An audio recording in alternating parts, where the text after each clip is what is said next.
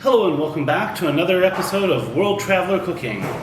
Again, sorry for the noise in the background. There is still construction going on next door and I frankly have no idea how long that's going to last. Today we are going to make another amazing dish from Indonesia. This one is called Soto mie Bogor. And actually I just realized I'm missing two ingredients out here, so I'll go over them as if they were here. But this is a soup from Bogor, which is a city just kind of up the mountain from Jakarta. And it is just a delicious celebration of spices and meat and stuff. It's a really good representation of sort of Javanese cuisine in terms of sort of the rich flavors that you can get in it. So today that's what we're going to make. I will note a few things as we go through cooking. And there may be a few substitutions that we make or so forth.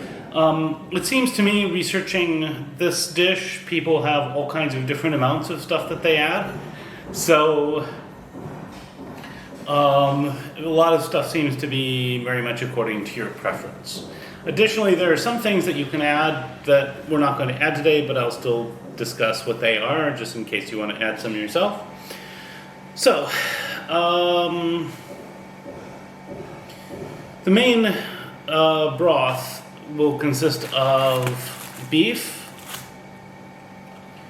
well, I guess I'll put the candle nuts in with the seasonings, green onion. We will have lemongrass in it, as well as 3 lime leaves, and I will be using 2 bay leaves because I ran out of daun salam, so I'm doing the recommendation for these switches that I normally recommend. We also have about 15 grams of each, so about this much. I've seen it also called 2 knuckles worth of ginger and galangal, and we will peel these and crush them.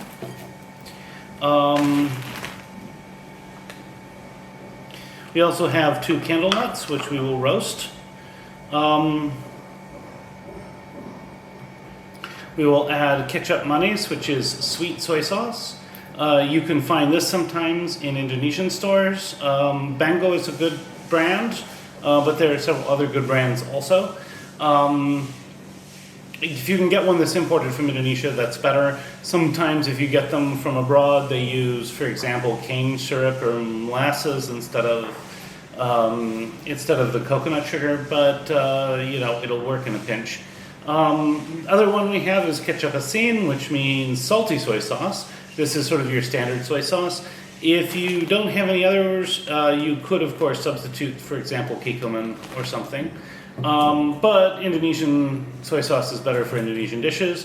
And we have vinegar. Now, important note on this is that your standard vinegar you buy in Indonesia is 25% acidity. That's 5 times stronger than you typically get in the US. So if you're in the US, you'll probably have to add 5 times as much. So keep that in mind. We'll also, as I say, have some lemongrass, which will be pounded. And then for things that get added to it afterwards, we will, of course, have some green onion, some cabbage, boiled potato. We will have some rice noodles. I won't use anywhere near all of these, but just a bit. And some egg noodles. Asian egg noodles, and basically we'll cook these and set them aside and stir them in. So those are our ingredients, and then of course we will have lime juice. This is very important. To squeeze fresh lime in this is really, really good. So now one important thing is that in different parts, some people in Indonesia will use limes. Some other people will use what are called jeruk songkit, which is subtly different. I think if I could get it, I would prefer the jeruk songkit, but also often you cannot get that outside of Indonesia, and therefore we will just use the limes today. Also, they didn't have jeruk songkit at the grocery store or the vegetable cart, so we use limes. So those are our ingredients. We also have 2 liters of water, and we will have some red chilies. We'll also have some crushed red chilies that we can basically cook a little bit and set on the side for people to make it a little bit spicier if they want. One thing about Indonesian food is very oftentimes you'll serve it on the side with chili sauce on the side so that people can adjust it up to the level of spiciness that they want. Which is really nice because some people don't appreciate as much spice as others, so that's good. So at any rate, let's go ahead and get started. So I've decided to do things the easy way today and use a food processor. You can, of course, use an ulek. So I have, looks like, well, 6 cloves of garlic in there, but one's kind of small. So around 5 cloves would be typical. 2 candle nuts, about 5 red chilies, and this is going to be about the equivalent of about 3 European shallots, but I think I have about 8. Into this, we will add 1 teaspoon of heaping teaspoon of salt, half a teaspoon or so of white pepper. Could use black pepper in a pinch. And I'm also going to add my nutmeg here.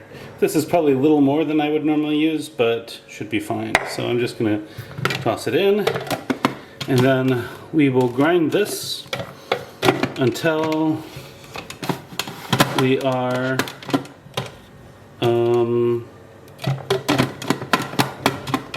until we're ready. I'll be back in a moment. So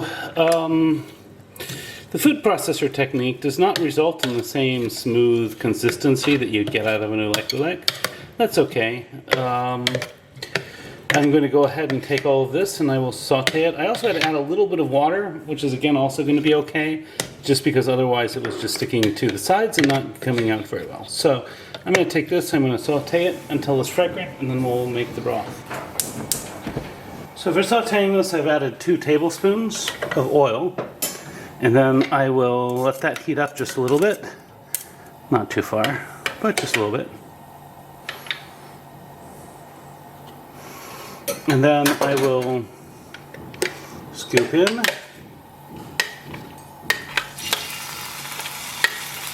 all of this, including the liquid.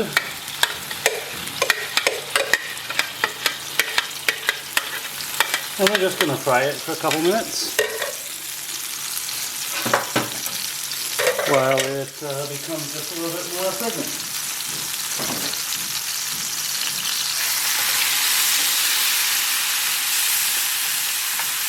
So this will take me maybe 2, 3, 4 minutes. We don't need to over fry it too much. And then I'll be back. So I'll be back in just a couple minutes. And it's already turning fairly fragrant. In fact, it was fairly fragrant from the start, but I always think it's good to fry it for a couple minutes. So now we will add our ginger, which I've pounded with a rock, our galangal, which I've also pounded with a rock, and the other aromatics. And I'm just going to stir this and just kind of gently cook it for just a minute or 2. Maybe even not even a minute, just a few moments. Yeah, this is looking pretty good, so now we are going to move it to a pot and we'll get started with our broth.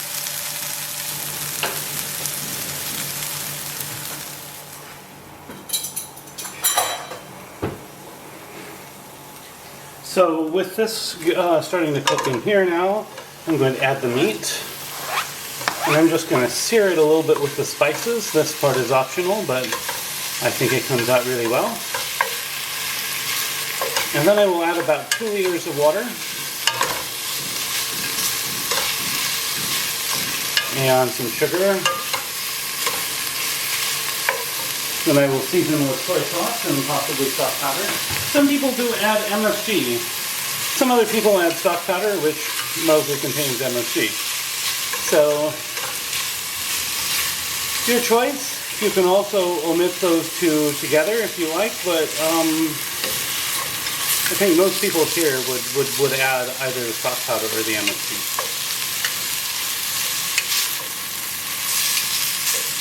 Or both.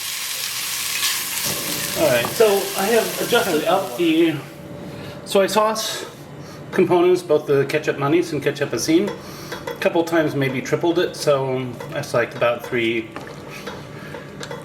somewhere between a tablespoon and 3 tablespoons of each. I've also added another heaping teaspoon of stock powder. And now this is tasting about right. So in the meantime, I've decided not to put the potato in just because it's going to be a fair bit of work and I don't think it needs it. But I'm going to cook my egg noodles and I will prepare my rice noodles now. So the noodles get cooked to the package directions and then tossed with 1 to 2 tablespoons of oil just to keep them nice and loose. The cabbage gets blanched. And then we're just going to set that on the side here. And then the bihun basically gets covered with hot water and we just let it sit a few moments to soften. We're just about ready here.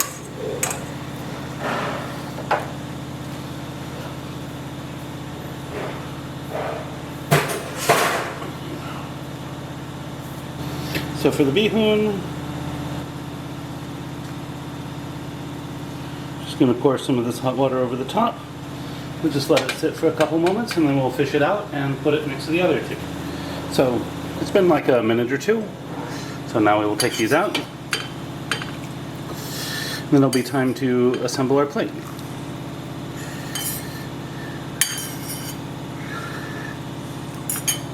Or a bowl in this case. So to assemble our bowl, I said plate earlier, but in fact it's a bowl. We can just basically put in different kinds of noodles, and the the bihun, as we like it. Add some cabbage.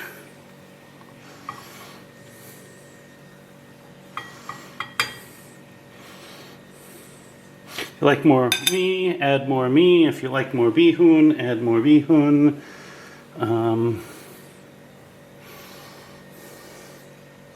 If you like more cabbage, add more cabbage. And then we will add our broth and we'll top it off with some meat. In goes the broth. And after tasting the broth, I decided not to do any sambal because this came out kind of spicy. So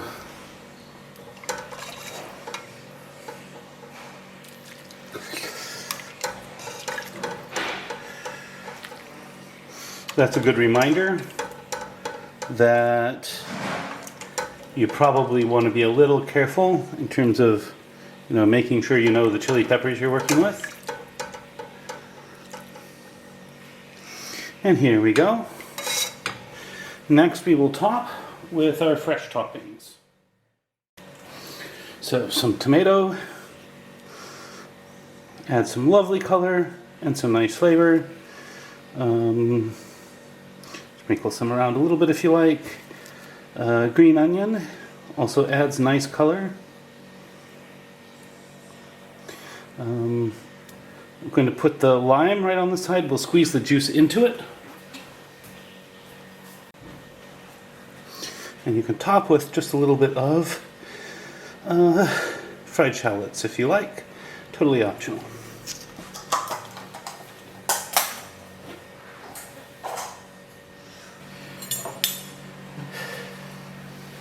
And now for the taste test. So this broth is slightly sweet, but very well spiced. Very typical of sort of Javanese cuisine. I'm now going to try some of the noodles.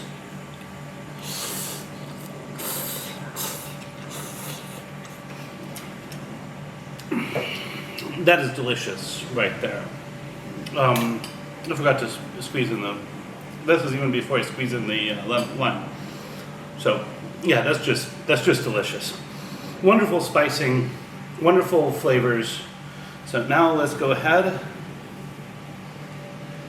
and add our lime juice. And some seeds came out, so let me get them out. Now let me stir this up a little bit. Now I'm going to try it again.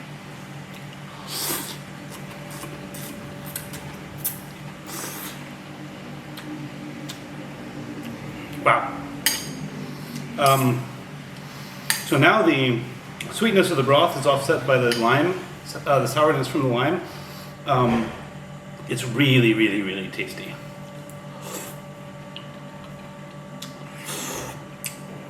You can also add the vinegar instead of the lime.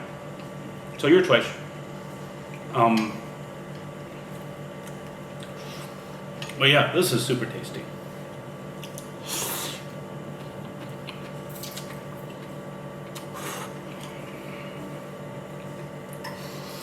Also, one thing that's about this dish is, in addition to the flavors being really right on point, the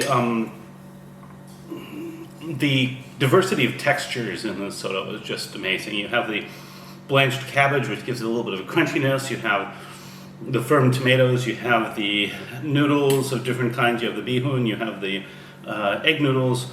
You have the meat. The diversity of textures here is just amazing. I'm just going to try one piece of meat by itself.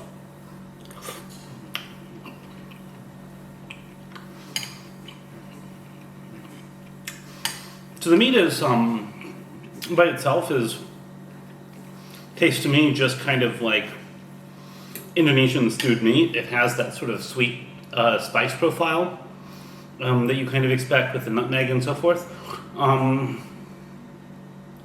It's very pleasant, but it's not so much out of the ordinary. It's only in the combination of all these ingredients that the genius of this dish really takes shape. So if you find this content interesting, you'd like to see more of it, please like, share, and subscribe. If you have anything to say about this dish, I'd love to hear it in the comments. In addition, recipes in the description. Bon appetit, and see you next week.